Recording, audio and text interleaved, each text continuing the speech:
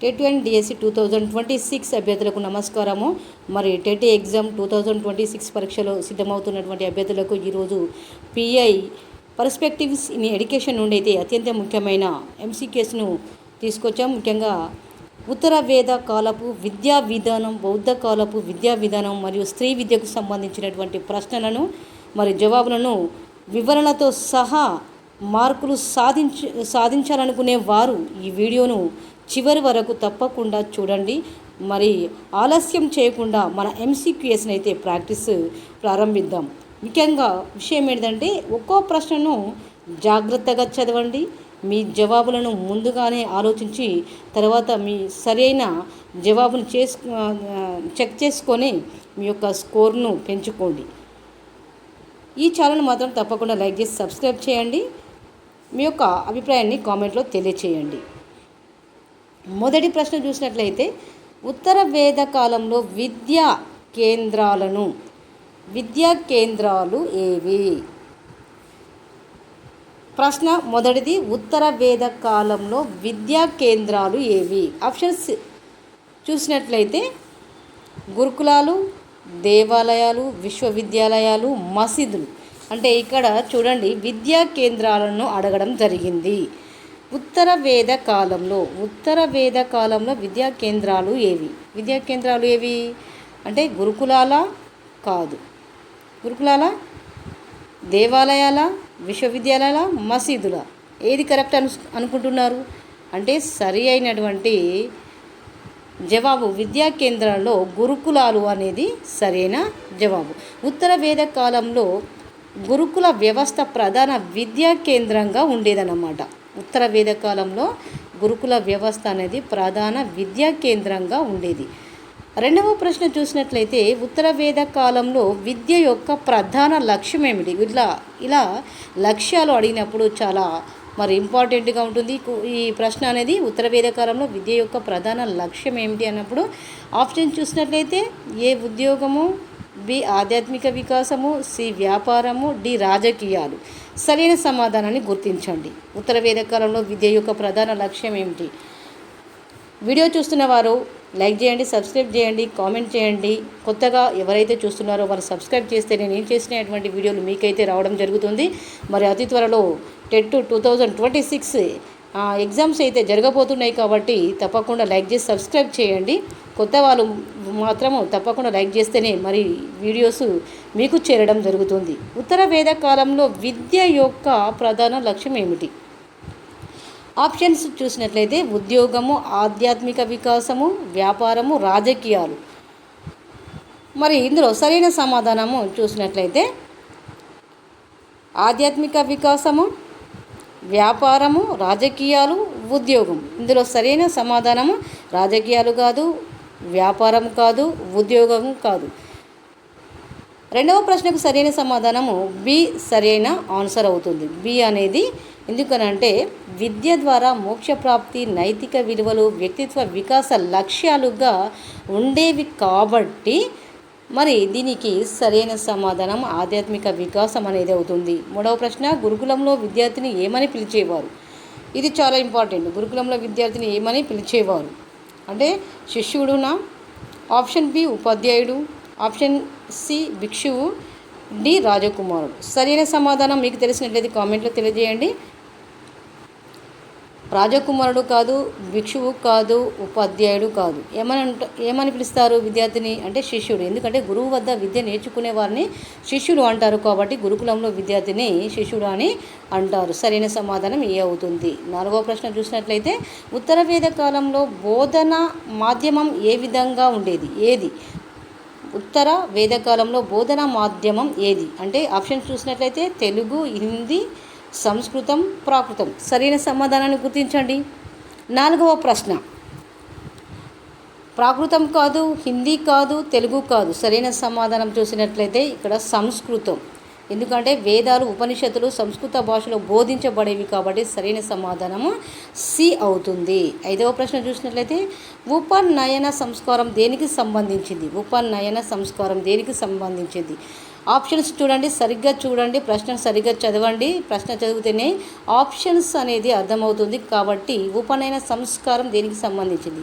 వివాహం, విద్యా ప్రవేశం, రాజ్యాభిషేకం, యజ్ఞం. ఈ ఆప్షన్లో మీకు ఏది సరి అని అనిపిస్తుందో మరి కామెంట్లో తెలియజేయండి. సరైన సమాధానం చూసినట్లయితే 5వ ప్రశ్నకు యజ్ఞం కాదు, రాజ్యాభిషేకం కాదు, వివాహం కాదు. సరైన సమాధానం విద్యా ప్రవేశం అవుతుంది. ఎందుకంటే విద్య ప్రారంభించే వేడుకను ఉపనయన సంస్కారం అంటారు. కాబట్టి విద్య ప్రవేశంలో ఉపనయన సంస్కారం అనేది మరి చేస్తారు, వేడుకను చేస్తారు. కాబట్టి సరైన సమాధానం బి అవుతుంది. 6వ ప్రశ్న ఏమిటి? బౌద్ధ విద్యా వ్యవస్థలో ప్రధాన విద్యా కేంద్రాలు ఏవి? బౌద్ధ విద్యా వ్యవస్థలో ప్రధాన విద్యా కేంద్రాలు ఏవి? ప్రధానంగా అడిగాడు కాబట్టి ఇది కూడా చాలా ముఖ్యమైనది. ఆప్షన్ చూసినట్లయితే మఠాలు, బి గురుకులాలు, సి దేవాలయాలు, డి కోటలు. సరైన సమాధానం చూసినట్లయితే కోటలు కాదు, దేవాలయాలు కాదు, గురుకులాలు కూడా కాదు. సరైన సమాధానము మఠాలు అవుతుంది. ఎందుకు అంటే బౌద్ధ విహారాలు, మఠాలు విద్యా కేంద్రాలుగా పనిచేశాయి. కాబట్టి మఠాలు అనేది విద్యా కేంద్రాలుగా, ప్రధాన విద్యా కేంద్రాలుగా పనిచేశాయి. కాబట్టి సరైన సమాధానము మఠాలు, ఏ అనేది అవుతుంది. ఏ ఆప్షన్ సరైన సమాధానం. 7వ ప్రశ్న చూసినట్లయితే నలంద విశ్వవిద్యాలయం ఏ మతానికి చెందిన విద్యా కేంద్రం? ఇది చాలా ముఖ్యమైనది. నలంద విశ్వవిద్యాలయం ఏ మతం అడిగాడు. మతానికి చెందిన విద్యా కేంద్రం. ఆప్షన్ చూసినట్లయితే ఏ జైన, బి బౌద్ధ, సి హిందూ, డి సిక్కు. సరైన సమాధానము గుర్తించండి. మీకు తెలిస్తే సరైన సమాధానాన్ని గుర్తించి కామెంట్లో తెలియజేయండి. తెలిసినా చేయాలి, తెలియకున్నా అది రాంగో రైటో చేయాలి. అలా చేస్తేనే ప్రాక్టీస్ చేసినట్లు. సరైన సమాధానము 7వ ప్రశ్న సి డి సిక్కు కాదు, సి హిందూ కాదు, ఏ జైన మతం కాదు. సరైన సమాధానం బౌద్ధ మతానికి చెందినటువంటి విద్యా కేంద్రం అని తెలుస్తుంది. అంటే నలంద విశ్వవిద్యాలయం ఏ మతానికి చెందిన విద్యా కేంద్రం అంటే బౌద్ధ. ఇక్కడ చూడండి, నలంద ప్రపంచ ప్రసిద్ధ బౌద్ధ విశ్వవిద్యాలయం వివరణలోనే ఉంది. ఎందుకంటే ఇక్కడ వివరణ ఉన్నది కాబట్టి బౌద్ధ మతానికి చెందినటువంటి విద్యా కేంద్రం కాబట్టి ఇది సరైన సమాధానం బి అవుతుంది. 7వ ప్రశ్నకు సమాధానం బి అవుతుంది. 8వ ప్రశ్న చూద్దాం. బౌద్ధ విద్యలో బోధనా భాష ఏ విధంగా ఉండేది? భాష ఏది? బౌద్ధ విద్యలో బోధనా భాష ఏది? ప్రశ్నను 2 సార్లు చూడాలి. ఎందుకంటే మిస్టేక్లో ఏది ఎక్కడ అనేది కూడా చాలా మిస్ అవుతాయి. కాబట్టి ప్రశ్న అనేది ఆప్షన్స్ చూసినట్లయితే ఏ సంస్కృతం, B Pali, C Arabic, D Urdu. సరైన సమాధానం గుర్తించండి. మీకు తెలిస్తే సరైన సమాధానాన్ని గుర్తించండి. వచ్చినా రాకున్నా సరైన సమాధానం కామెంట్లో తెలియజేయండి. డి అనేది ఉర్దూ కాదు, సి అనేది అరబిక్ కాదు, బౌద్ధ విద్యలో బోధన భాష ఏ అనేది సంస్కృతం కాదు. సరైన సమాధానం చూసినట్లయితే బి అవుతుంది. ఎందుకంటే బి సరైన సమాధానం. పాలి భాషలో అంటే పాలి భాష, బౌద్ధ విద్యలో బోధన భాష అనేది పాలి భాష. ఎందుకంటే బుద్ధుని బోధనలు ప్రధానంగా పాలి భాషలో ప్రచారం పొందాయి. కాబట్టి బౌద్ధ విద్యలో ప్రధాన భాష ఏది? బౌద్ధ విద్యలో బోధన భాష ఏది అంటే బుద్ధుని యొక్క బోధనలు ప్రధానంగా పాలి భాషలో మరి ప్రచారం జరిగాయి. కాబట్టి మరి సరైన సమాధానం బి అవుతుంది. 9వ ప్రశ్న చూద్దాం. బౌద్ధ విద్య యొక్క ప్రధాన లక్ష్యం. ఇక్కడ లక్ష్యం అడిగాడు చూడండి. బౌద్ధ విద్య యొక్క ప్రధాన లక్ష్యం ఇది కూడా చాలా ముఖ్యమైనది. ఆప్షన్ చూసినట్లయితే ఏ మోక్షం. 9వ ప్రశ్న ఏ మోక్షం, బి నిర్వాణం, సి ఉద్యోగం, డి వ్యాపారం. సరైన సమాధానం వ్యాపారం కాదు, ఉద్యోగం కాదు, మోక్షం కూడా కాదు. సరైన సమాధానం నిర్వాణం అవుతుంది. ఎందుకు అనంటే దుఃఖ నివృత్తి, నిర్వాణ ప్రాప్తి విద్య యొక్క ముఖ్య ఉద్దేశం. కాబట్టి దుఃఖ నివృత్తి, నిర్వాణ ప్రాప్తి బౌద్ధ విద్య యొక్క ముఖ్య ఉద్దేశం. అంటే ప్రధాన లక్ష్యం అడిగింది కాబట్టి ఉద్దేశం. కాబట్టి నిర్వాణం అనేది సరి అయిన ఆన్సర్. 10వ ప్రశ్న చూసినట్లయితే బౌద్ధ విద్యలో ఉపాధ్యాయుల్ని ఏమని పిలిచేవారు? ఇది కూడా ముఖ్యమైనదే. బౌద్ధ విద్యలో ఉపాధ్యాయుడిని ఏమని పిలిచేవారు? ఆప్షన్ చూసినట్లయితే ఆచార్యుడు, భిక్షువు, గురువు, పండితుడు. ఏమని పిలిచేవారు? బౌద్ధ విద్యలో ఉపాధ్యాయుని. బౌద్ధ విద్యలో ఇక్కడ బౌద్ధ అని అడగారు. మరి ఇదే చూడాలి. బౌద్ధ విద్యలో ఉపాధ్యాయుని ఏమని పిలిచేవారు? ఆచార్యుడనా, భిక్షువనా, గురువా, పండితుడా? పండితుడు కాదు, గురువు కాదు, ఆచార్యుడు కూడా కాదు. ఏమని పిలిచేవారు అంటే భిక్షువు అని పిలిచేవారు. ఎందుకంటే బౌద్ధ విద్యలో ఉపాధ్యాయుడిని భిక్షువు అని పిలిచేవారు. బౌద్ధ విద్యలో ఉపాధ్యాయుని భిక్షువు అని పిలిచేవారు. ఎందుకంటే మఠాల్లో భిక్షువులు విద్య బోధించేవారు. బౌద్ధ మఠాల్లో భిక్షువులు, ఈ భిక్షువులు అనేది బౌద్ధ మఠాల్లో భిక్షువులు విద్యను బోధించేవారు కాబట్టి సరైన సమాధానమే బి అవుతుంది.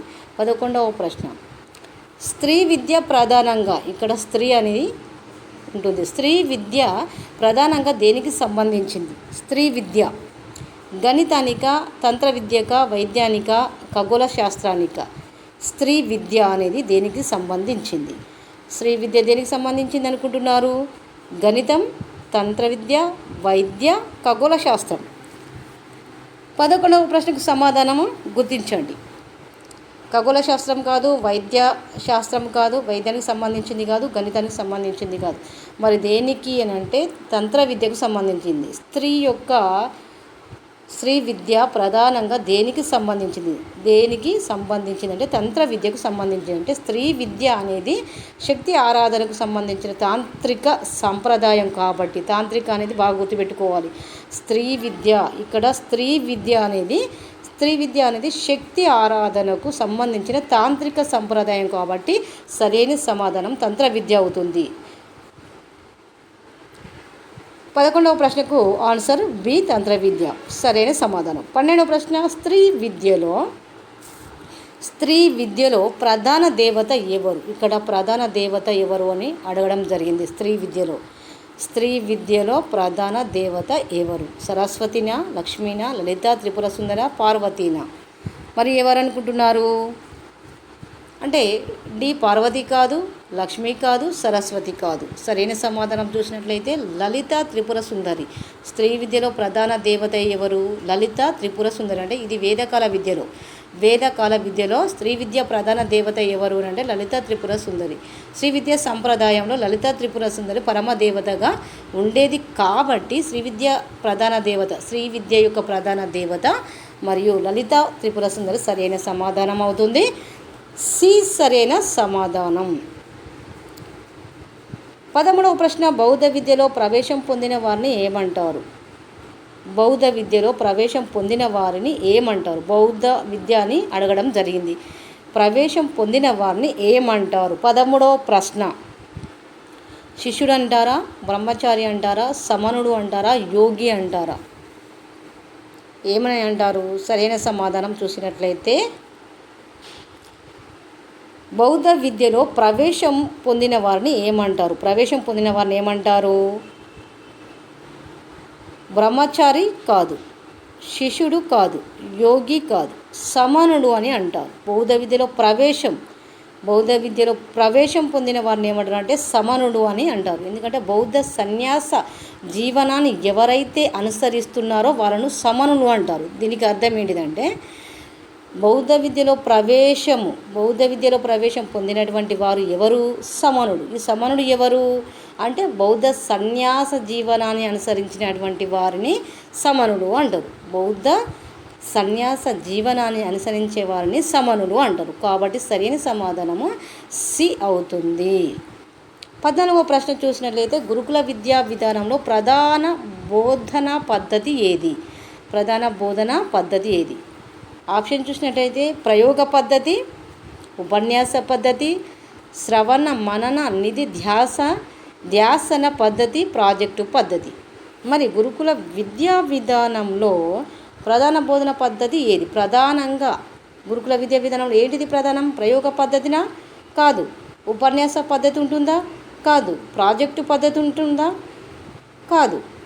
మరి సరైన సమాధానం శ్రవణ మనన నిధి ధ్యాసన పద్ధతి అనేది సరి అయిన ప్రధాన బోధన పద్ధతి. ఎందుకంటే వినడం, ఆలోచించడం, ధ్యానం చేయడం ద్వారా జ్ఞానం సంపాదించేవారు కాబట్టి గురుకుల విద్యా విధానంలో ప్రధాన బోధన పద్ధతిగా శ్రవణ మనన నిధి ధ్యాసన పద్ధతి అనేది మరి ఉండేదన్నమాట.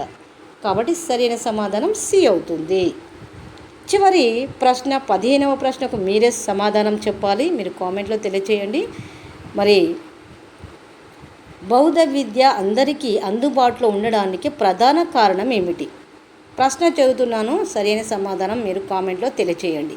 బౌద్ధ విద్య అందరికీ అందుబాటులో ఉండడానికి ప్రధాన కారణం ఏమిటి? కామెంట్ ఎవరు చేయడం లేదు. ఎందుకనంటే మీరు చదివితేనే ఆ ప్రశ్న అర్థమవుతుంది. మీరు చదివి ఆన్సర్ తప్పో ఒప్పో చేస్తున్నారు అని అంటే చదువుతున్నారు, పిఐఈ గురించి చదువుతున్నారు అనే ఆలోచన ఉంటుంది. కాబట్టి కామెంట్లో ఎవరు చివరి ఆన్సర్ అనేది ఎవరు పెట్టడం లేదు. కాబట్టి మీరు ఈ 15వ ప్రశ్నకు సమాధానం కామెంట్లో తెలియచేయండి. బౌద్ధ విద్య అందరికీ అందుబాటులో ఉండడానికి ప్రధాన కారణం ఏమిటి? ఆప్షన్ చూసినట్లయితే ఉచిత విద్య, బి కుల భేదాలను వ్యతిరేకించడం, సి రాజుల సహాయం, డి విదేశీ విద్య. ఇందులో 4టిలో ఏది సరైన సమాధానమో మీరు కామెంట్లో తెలియచేయండి. అందుబాటులో ఉండడానికి అంటే బౌద్ధ విద్య అందరికీ అందుబాటులో ఉండడానికి ఏది? బౌద్ధ విద్య అనేది అందరికీ అందుబాటులో ఉండడానికి ప్రధాన కారణం ఏమిటి అనేది ఈ ఆప్షన్స్ చదువుకొని మీరు కామెంట్లో ఆన్సర్ తెలియచేయండి. మీరు ఇలా తెలియచేస్తేనే మీరు చదువుతున్నారు అనేది అర్థమవుతుంది. ఎందుకంటే మీరు టెట్ ఎగ్జామ్ రాయబోతున్నారు కాబట్టి మరి చాలా ఇంపార్టెంట్. డిఎస్సిలో కూడా మరి ప్రశ్నలకు జవాబులు ఇలా ప్రాక్టీస్ చేస్తేనే కదా మరి మీకు మార్కులు వచ్చేది. కాబట్టి ఈ వీడియో చూసినటువంటి అభ్యర్థులు లైక్ చేసి సబ్స్క్రైబ్ చేయండి. డిఎస్సి వరకు మీకు ఈ ఎంసీక్యూఎస్ వీడియోస్ అయితే నేను అందిస్తాను. తప్పకుండా లైక్ చేసి సబ్స్క్రైబ్ చేయండి. మీ యొక్క అభిప్రాయాన్ని కామెంట్లో తెలియచేయండి.